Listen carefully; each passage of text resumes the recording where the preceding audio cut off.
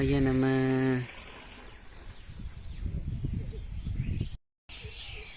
சிவாய நம. திருச்சிற்றம்பலம்.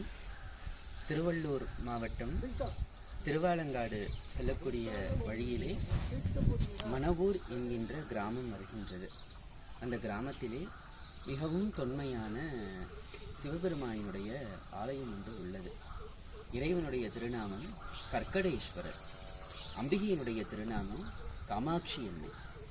இந்த தலத்தினுடைய விசேஷம் என்னவென்றால், இத்தல இறைவனை நாம் தரிசித்தோமே என்றால், குறிப்பாக புற்றுநோயால் பாதிக்கப்பட்டவர்கள் இத்தல இறைவனை தரிசிக்க வேண்டும் என்று சொன்னார்கள். மருத்துவம் அவசியம். அதே போல இது போன்ற விசேஷ ஆலயங்களும் நாம் தரிசிக்க வேண்டியது அவசியம். சிவாய நம. திருச்சிற்றம்பலம். சிவாய நம.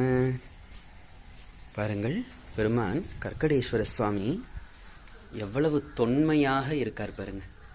தொன்மையான பெருமானுடைய திருமேனி அருள்மிகு கற்கடேஸ்வர பெருமான்.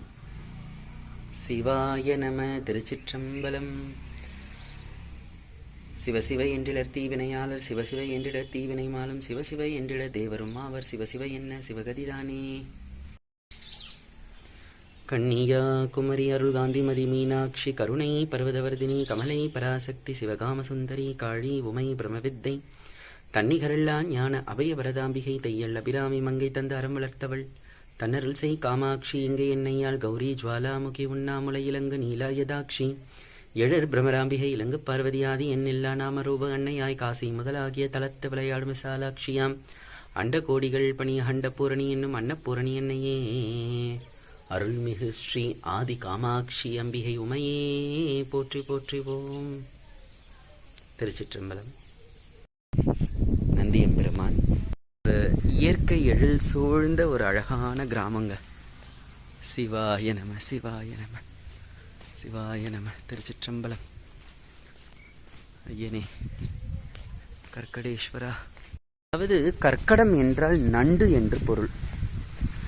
இந்த இடங்கள் எல்லாம் வயல் சூழ்ந்த இடமாக இருந்ததனால் ஒருவேளை நண்டுகளால் இவ்விடம் சூழப்பட்டிருக்கும். பெருமானின் மீது நண்டுகள் ஊர்ந்திருக்கலாம்.